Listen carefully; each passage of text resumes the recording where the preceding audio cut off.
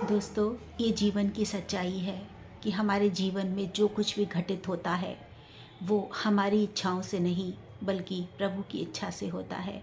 और कई बार जो हमारी पसंद का नहीं होता हम निराश हताश हो जाते हैं और भगवान को कोसने लगते हैं।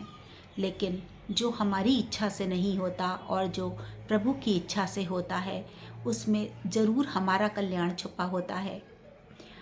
आज मैं आपको एक कहानी सुनाती हूँ। कहानी तो नई नहीं है, बहुत पुरानी कहानी है, लेकिन जब भी मन निराश हो तो आप इस कहानी को सुन लें तो बहुत प्रेरणा मिलती है, ऊर्जा मिलती है और आपका जीवन सकारात्मक मोड़ पर आता है। तो चलिए सुनते हैं उस कहानी को। बहुत पुरानी बात है। एक समुंदर में एक जहाज, यात्री जहाज जा रहा था अपने गंतव्य की ओर। समुंदर में भारी तूफान आता है और जहाज उसमें फंस जाता है। यात्री जितने होते हैं जहाज पर सारे मारे जाते हैं, उसमें से एक यात्री बच जाता है और समुंदर के बीच में एक टापू होता है, वहाँ पे थपेड़े उसको ले जाती हैं। कई दिन तक वो मौत और ज़िंदगी के बीच जूझता रहा और ये सोचता रहा कि कोई सहायता आएगी और उसे बाहर निकालेगी। लेकिन 1 2 3 करते करते पूरा महीना निकल गया, लेकिन कोई सहायता नहीं आई। वो रोज़ भगवान को याद करता और कहता कि भगवान मुझे यहाँ से निकाल लो, लेकिन भगवान ने भी उसकी कोई सहायता नहीं करी।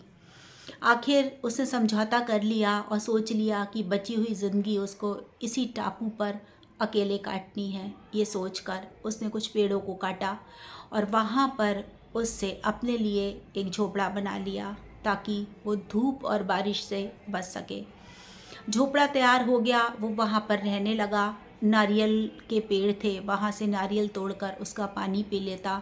समुंदर से मछलियाँ लाकर उनको पकाकर खाने लगा। इस तरीके से महीना निकल गया। उसके बाद फिर उसने भगवान से प्रार्थना की कि भगवान अभी भी मेरे कोई पुण्य कर्म बचे हों तो मुझे जो है मेरे घर वालों से मिला दो, मुझे यहाँ से निकाल लो। लेकिन भगवान ने उसकी कोई प्रार्थना नहीं सुनी। एक दिन वो मछली पकड़ने के लिए समुंदर के तट पर था। जब वो लौट के आया तो उसने देखा आकाशीय बिजली गिरी और उसका झोपड़ा जल के राख हो गया। वो बहुत रोया।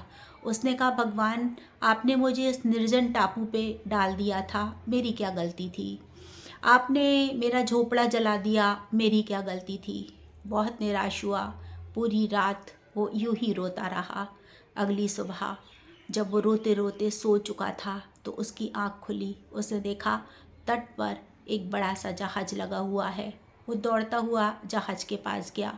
उसने कहा कि आपको कैसे पता चला कि मैं यहाँ फंसा हुआ हूँ? जहाज के कैप्टन ने कहा कि आपने हमें फायर सिग्नल भेजा था। उसने कहा मैंने कोई फायर सिग्नल नहीं भेजा था। फिर उसको याद आया कि रात में भगवान ने जो उसका झोपड़ा जला दिया था उसी को ये फायर सिग्नल समझे होंगे। वो बहुत खुश हुआ। उसने भगवान को धन्यवाद दिया और उसने ठान लिया कि जो होता है अच्छे के लिए होता है। भगवान ने उसको उसका झोपड़ा जला के उसके लिए अच्छा ही किया था और वो ना है कि भगवान को कोस रहा था। दोस्तों, इसी तरीके से हमारी ज़िंदगी में जब भी कुछ बुरा होता है तो हमें हमेशा यही सोचना चाहिए कि ज़रूर उसमें ईश्वर की मर्जी होगी और कुछ बेहतर करने के लिए हुआ होगा। अगर हम इस तरीके से सोचेंगे तो ज़िंदगी में बहुत सारी कठिनाइयों से, परेशानियों से आसानी से बच जाएंगे। हम छोटी छोटी बातों पे निराश हो जाते हैं और अपने आने वाला जो तरीक़ों का काम है वो भी छोड़ देते हैं। हमारी बुद्धि कुंठित हो जाती है और हम उसमें से निकलने का रास्ता खो देते हैं। तो इस कहानी से हमें यही शिक्षा मिलती है कि भगवान जो भी करता है हमारी अच्छाई के लिए करता है और हमें उसमें भगवान को दोष नहीं देना चाहिए। चलिए दोस्तों, फिर मिलते हैं एक नई कहानी में। तब तक के लिए आप सभी को राधे राधे।